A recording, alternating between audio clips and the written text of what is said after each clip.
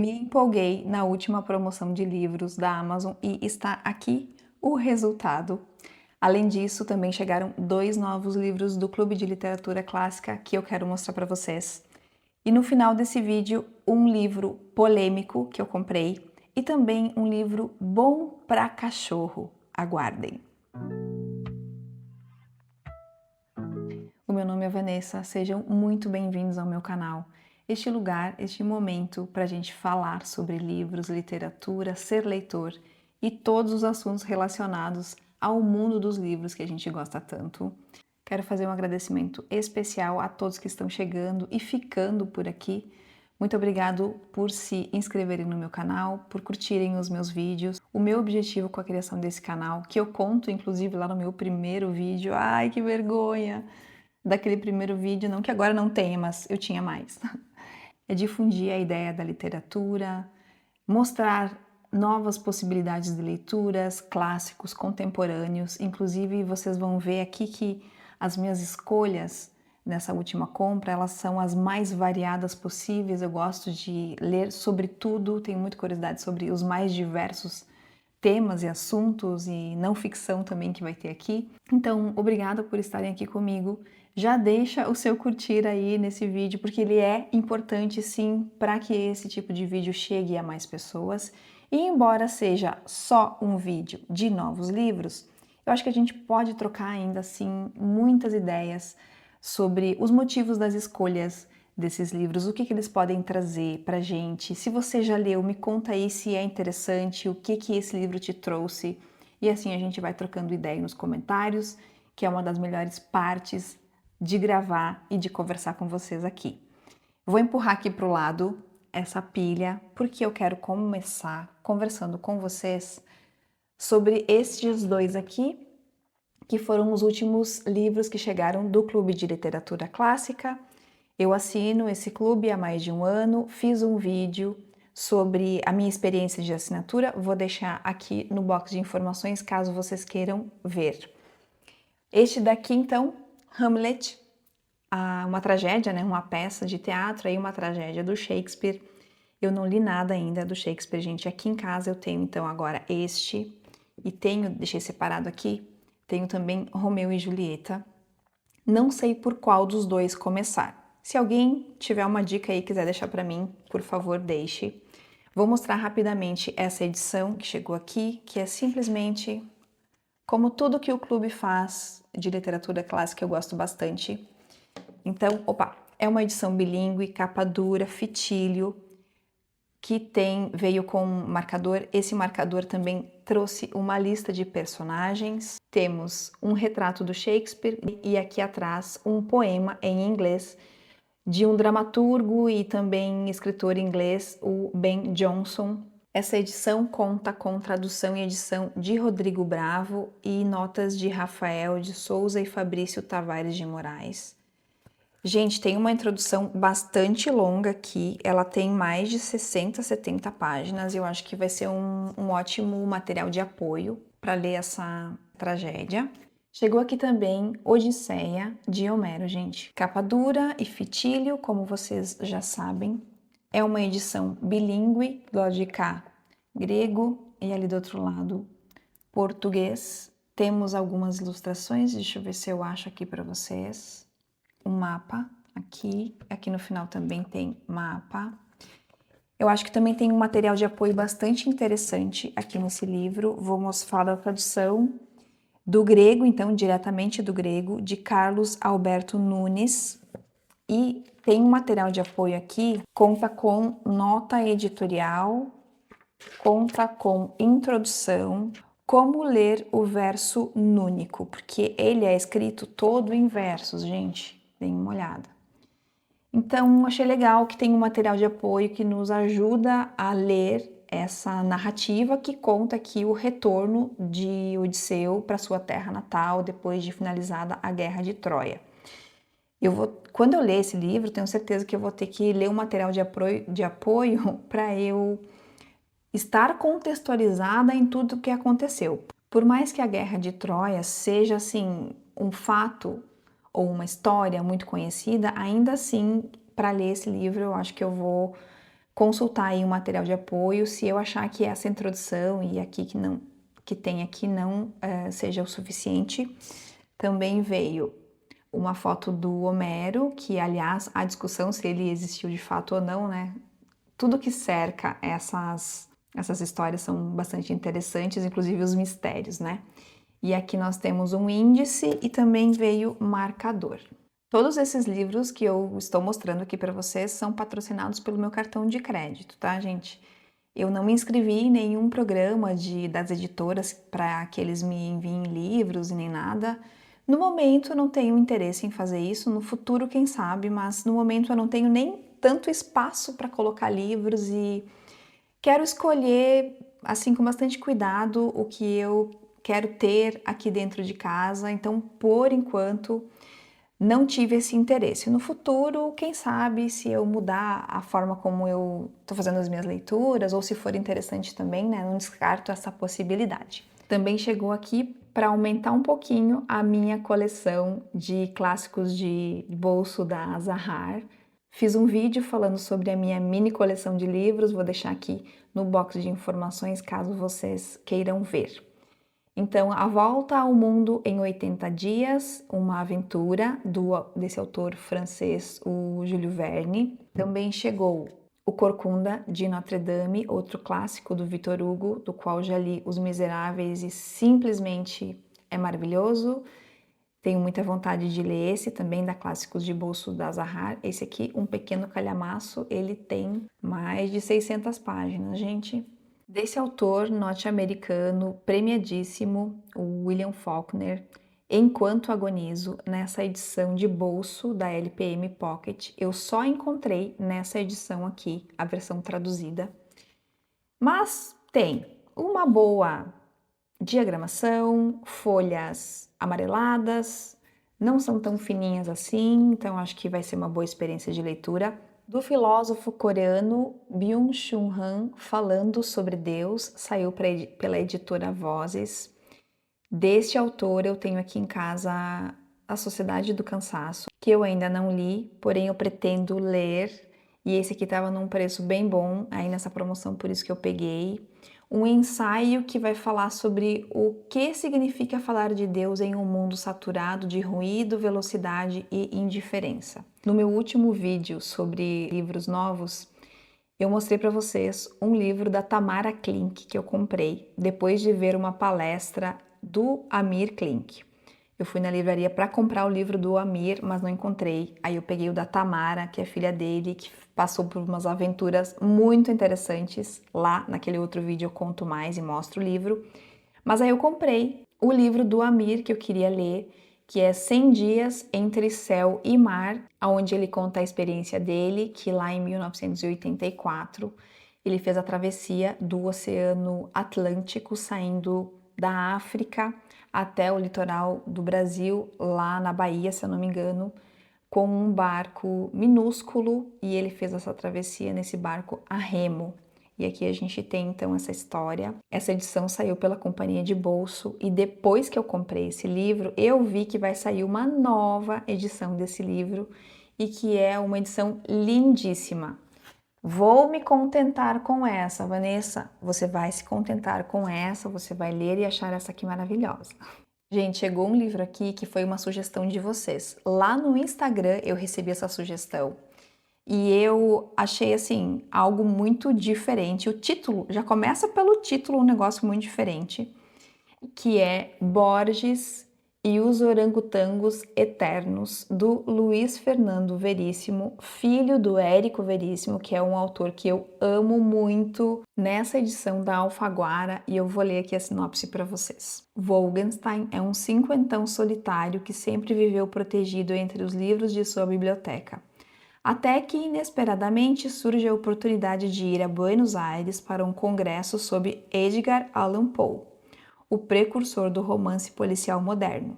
Ali, ele tem o privilégio de conhecer seu ídolo, Jorge Luiz Borges, mas logo se verá envolvido no centro de um crime. Gente, que coisa maluca é essa? E o que é esse título? Achei muito inusitado e tô curiosíssima para conhecer essa história. Outro que chegou aqui, da Caroline Darian, Eu Nunca Mais Vou Te Chamar de Pai, transformando o trauma familiar em uma luta coletiva. Então aqui a autora desse livro vai nos relatar como foi a experiência de ser a filha da vítima de uma circunstância muito terrível que aconteceu com a mãe dela, e essa circunstância foi perpetrada pelo pai dela. Então ela é a filha da vítima e filha do abusador. A Gisèle Pelicot é uma francesa que foi casada durante muitos anos e acabou descobrindo que o marido dopava ela e levava homens para casa, e esses homens, junto com esse marido, abusavam dela. E ela descobriu tudo isso. Esse casal tem essa filha que escreveu esse relato dela sobre essa situação. Imagino só o quão profundo, dilacerante, contraditórios que devem ser os sentimentos dessa mulher ao escrever esse livro. Essa edição saiu pela editora Planeta. E falando em tragédia, também chegou aqui em casa O Ano do Pensamento Mágico, da Joan Didion. Saiu pela HarperCollins. Nesse livro aqui a gente vai acompanhar as memórias dessa autora, então é um relato real.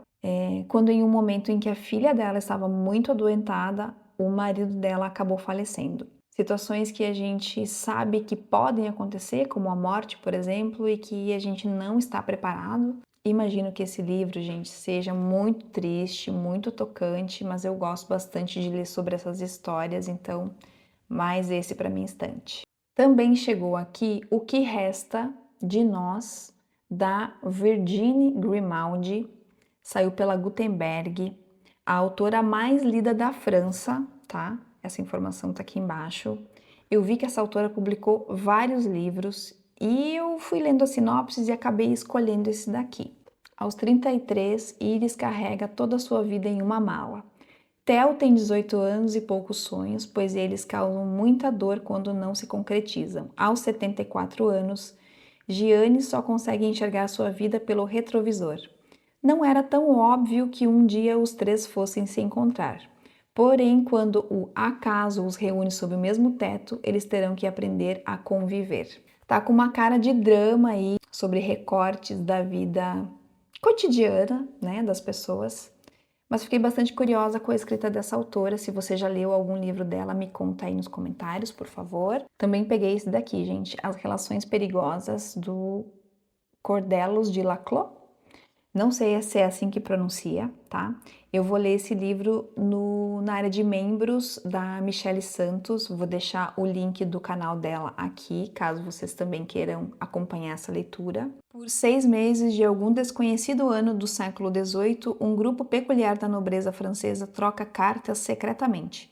De um lado, o libertino Visconde de Valmont tenta conquistar a presidente de Tourvel. De outro, a dissimulada marquesa de Merteuil, suposta confidente da jovem Cecile, incentiva a adolescente a entregar-se a outro homem antes de um casamento de conveniência. Imagino escândalos do século XVIII aqui nessa obra, que saiu pela Penguin e é um pequeno calhamaço, gente. Tem aí mais de 450 páginas. Também comprei este daqui do Graciliano Ramos, São Bernardo, nessa edição da Record.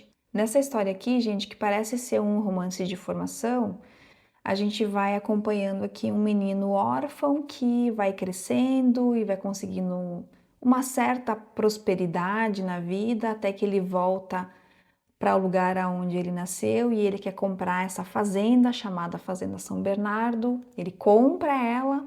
E aí começam alguns dilemas na vida desse menino sobre encontrar sua própria paz de espírito. Esse daqui que é considerado um dos textos mais importantes do Graciliano Ramos. Eu conheço do Graciliano somente Vidas Secas, que eu adorei, me tocou muito, gostei bastante da escrita dele. E por isso que está aqui esse título para eu ler num futuro próximo. O próximo que chegou por aqui, gente, Confissões de Santo Agostinho, nessa edição da Garnier, uma edição caprichadíssima, capa almofadada. Tem, inclusive, umas ilustrações coloridas. Deixa eu ver se eu acho aqui para mostrar para vocês. Olha só que beleza. Gente, esse é considerado um livro autobiográfico escrito por este teólogo, filósofo e bispo da Igreja Católica, um texto muito, muito antigo. E nessa biografia diz que a gente vai acompanhar os erros do passado dele, sua busca pela verdade e sua profunda conversão a Deus. Eu tenho curiosidade de conhecer coisas que não são muito do meu dia a dia, assim, sabe? Traduzido por Edward Bouverie Puzy, que diz que Confissões não é apenas um livro, é um convite à introspecção e ao autoconhecimento. Comprei também essa edição do O Livro da História, da Globo Livros. Eles têm uma coleçãozinha com vários textos, com vários títulos: o livro da literatura, o livro da mitologia, o livro da matemática, o livro da física, da química, enfim. Além de eu gostar de pesquisar em livros ainda, eu sei que hoje a internet está aí para facilitar a nossa vida, mas eu gosto bastante de acessar livros, né? Tanto para ler quanto para pesquisar. Eu acho que aqui vai ter umas informações mais objetivas sobre fatos históricos, né? O livro da história.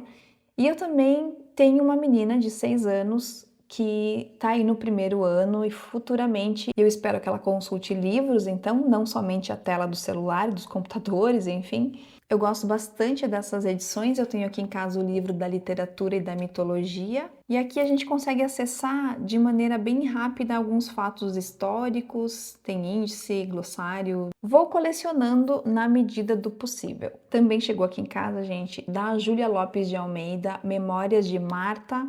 Saiu pela Penguin, nesse livro aqui fininho que não tem 150 páginas. A Júlia, gente, é uma das vozes mais impactantes da literatura brasileira do século XIX, cuja obra vem sendo resgatada. Estreou com o folhetim Memórias de Marta em 1888, então mais um livro da nossa literatura nacional, de uma autora que eu não conheço, nunca ouvi falar, e estou resgatando eu mesma também a vontade de ler livros clássicos da nossa literatura. Também comprei O Homem que Calculava, do Malbataan, nessa edição comemorativa especialíssima capa dura, que saiu pela Record. Esse é um livro infanto-juvenil, gente, desse autor brasileiro, Júlio César de Melo e Souza. Esse é o nome do autor. Vou descobrir depois por que ele usa esse nome aqui, tá? E aí eu vou contar para vocês. Mas enfim, que esse livro aqui, gente, é uma ficção juvenil que há décadas vem encantando leitores e prestando enorme serviço à divulgação da ciência, em geral da matemática em particular. Assim, faz ao apresentá-las como um espaço de fascinantes jogos e infinitas aventuras. Gosto de matemática? Sei matemática? Não, eu sou da área de humanas, gente. Porém, vamos nos desafiar a ler livros totalmente fora da nossa zona de conforto, até porque, como é um livro juvenil, espero que eu não tenha muitas dificuldades nessa leitura. Outro livro que chegou por aqui fazia tempo que eu estava de olho, mas ou estava esgotado ou estava num preço que eu não queria pagar, é o Lendo Lolita no Teherã, Memórias de uma Resistência Literária, da Azar Nassif. Para todas nós, aquela sala tornou-se um lugar de transgressão. Que mundo maravilhoso era aquele! Sentadas ao redor da grande mesa de centro repleta de flores, nós entrávamos e saíamos dos romances que líamos. Olhando para trás, fico maravilhada de ver o quanto aprendemos, mesmo sem ter consciência disso. Pegando emprestadas as palavras de Nabokov, experimentávamos o modo como as pessoas comuns podiam transformar suas vidas em algo valioso por meio do olho mágico da ficção. Um livro de memórias, gente. Esse daqui vai passar na frente de muitas outras histórias porque eu tô bastante curiosa para ler sobre essa professora. Não julgue um menino pela cara. O ponto de vista de uma criança que, ciente de sua estranheza e de seu deslocamento no mundo, cria um manifesto em favor da gentileza. Extraordinário, da autora norte-americana Raquel J. Palacio. Essa história linda de aquecer o coração, que eu já vi a adaptação cinematográfica, mas eu gosto tanto dessa história, é um livro infantil que futuramente quero ler com a minha filha, de um menininho que nasceu com uma deformidade no rosto, e que, por conta de muitas intervenções cirúrgicas e tudo mais, ele acaba não frequentando a escola até que ele passa a frequentar a escola. Ele passa por situações bastante difíceis até, mas ele consegue tirar isso de letra, consegue mostrar para todo mundo que ele é muito mais do que a aparência demonstra, e por isso essa frase aqui atrás do "não julgue um menino pela cara". Gente, esse livro aqui deve ser muito fofo, se ele for parecido com o filme. Se alguém já leu, me conta aí nos comentários. Prometo que eu tô acabando, gente. Faltam 5 livros. Então, vamos lá. Dessa autora franco-iraniana, Marjane Satrapi, Persépolis, uma graphic novel que traz o relato autobiográfico dessa autora que tinha apenas 10 anos quando se viu obrigada a usar o véu islâmico numa sala de aula só de meninas. Essa edição saiu pelo selo Quadrinhos na CIA, da Companhia das Letras. Essa autora faleceu recentemente, né, gente? Agora no dia 4 de junho de 2026. Era bastante jovem, pelo que eu sei, e foi uma pena, né? Mas esse livro já estava aqui em casa e eu pretendo ler ele logo. Também chegou por aqui, gente, um clássico moderno, Quo Vadis, do autor polonês Henryk Sienkiewicz, acho que é assim que pronuncia, com ilustrações de Jan Stika. Esse livro que é um pequeno calhamaço aí, tem, deixa eu ver, mais de 500 páginas, publicado em 1895 e ambientado durante o governo de Nero na Roma Imperial. O romance tem como tema a perseguição dos cristãos após o grande incêndio de Roma. Acredito, gente, que vai ser um livro riquíssimo em fatos históricos. Já ouvi falar, assim, muito bem sobre essa história. E, ai meu Deus, eu queria tanto ter tempo para ler, assim, todos os livros de hoje para amanhã, porque esse é um daqueles que eu queria passar na frente de todos os outros que eu tenho aqui. Mas, enfim, vamos por partes, logo eu chego lá. Do premiado autor norte-americano Cormac McCarthy, A Estrada, nessa edição da Alfaguara. Esqueci de falar, gente, que essa edição aqui do Quo Vadis saiu pela Sétimo Selo, tá? Voltando aqui pro Cormac McCarthy, romance vencedor do prêmio Pulitzer. Eu não sei se eu gosto mais do fato de que aqui a gente tem um mundo pós-apocalíptico, ou se, no fim das contas, esse livro não é sobre a trajetória pela estrada de pai e filho vivendo num mundo desesperançado e pós-apocalíptico, ou se a relação entre pai e filho vivendo nesse momento, o amor entre eles e, enfim, tudo o mais que vai acontecer aqui. Aqui fala que é uma história profunda e comovente de um pai e seu filho, cada um o mundo inteiro do outro. Esse aqui é outro livro daqueles que eu quero largar tudo e começar a ler hoje. Vocês acham que eu devo? E os dois últimos, gente, aqueles que eu comentei que ia ser um polêmico e o outro bom para cachorro. Vamos começar pelo polêmico? Manifesto Antimaternalista, da Vera Iaconelli. Psicanálise e Políticas da Reprodução, saiu pela Zahar. Neste livro breve e poderoso, a psicanalista Vera Iaconelli desvenda as contradições do maternalismo. Frente às teorias psicanalíticas e aos marcadores sociais de raça, classe e gênero, e coloca em xeque o modelo de reprodução social que procura manter as mulheres em posição subalterna e que negligencia um sentido coletivo de cuidado e responsabilização. Gente, assim, totalmente fora da minha zona de conforto, mas eu tenho bastante curiosidade sobre como a autora vai abordar os assuntos aqui nesse livro, e depois eu vim aqui contar para vocês o quão desconfortável ou não esse livro foi para mim. E sobre o livro Bom para Cachorro, gente, esse daqui eu quero contar uma coisa para vocês. Quem me acompanha aqui, quem já viu os outros vídeos do canal, viu que nesse ano a gente perdeu a nossa cachorrinha aqui de casa, a Maia. Ela tinha 15 anos. Nesse processo que ela ficou doente e tudo mais, nós fomos adotados por um outro cachorrinho. Eu conto melhor essa história num vídeo futuro. Esse filhote veio parar aqui em casa e a gente acolheu ele. E ele, gente, também gosta muito de livros, como vocês podem ver aqui. Só que ele ainda não sabe, né, que é para ler os livros e não para comer. Ai, gente, o livro tá se despedaçando. A gente não sabe como que ele teve acesso a esse livro. Ele estava numa outra pilha de livros e ele pegou só esse, não sei como ele alcançou. A Princesinha, da Frances Hodgson Burnett, a mesma autora de O Jardim Secreto. Eu comprei para ler com a minha filha. E aí, agora, eu vou deixar uma fotinho da carinha do meliante que fez isso com esse livro para vocês conhecerem ele. Esse é o livro bom para cachorro que a gente tem aqui em casa, gente. Quero agradecer a todo mundo que ficou até aqui. Se vocês também têm algum livro bom para cachorro aí na casa de vocês, compartilhem comigo. Um beijo, gente, e até o próximo vídeo.